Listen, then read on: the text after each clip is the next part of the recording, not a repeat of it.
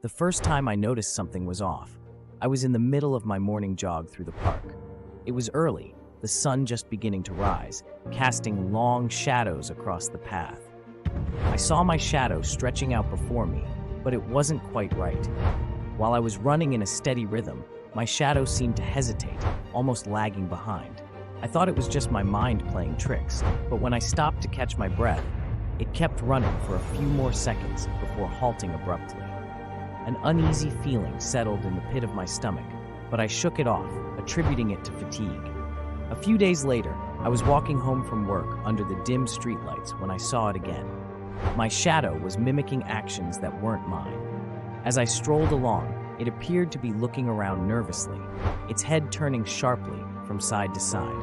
I stopped dead in my tracks, watching as my shadow seemed to interact with something invisible, pointing and gesturing frantically. I looked around, but the street was empty.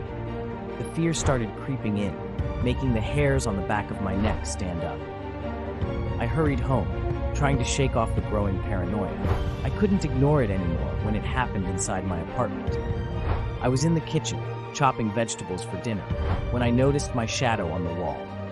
Instead of mirroring my actions, it was standing still, seemingly watching me. Then, slowly, it raised a hand and pointed towards the living room. My heart pounded as I turned to look, half expecting to see someone there, but the room was empty. My shadow lowered its hand and went back to mimicking me, but the message was clear. It was aware of something I wasn't. The final straw came last night. I was lying in bed, trying to fall asleep, when I saw my shadow on the ceiling, moving independently. It was mimicking the actions of someone pacing back and forth, occasionally stopping to look down at me. I felt a cold sweat break out as I realized it was trying to show me something. Gathering all my courage, I got up and followed the shadow's movements. It led me to the attic, where I found an old, dusty mirror. As I wiped the surface clean, a figure began to materialize in the reflection.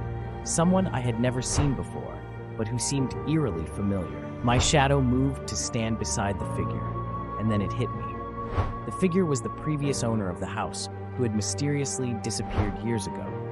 My shadow had been trying to warn me all along, but now it was too late. I felt an icy hand grip my shoulder, and the last thing I remember is the mirror shattering into 1,000 pieces as darkness swallowed me whole.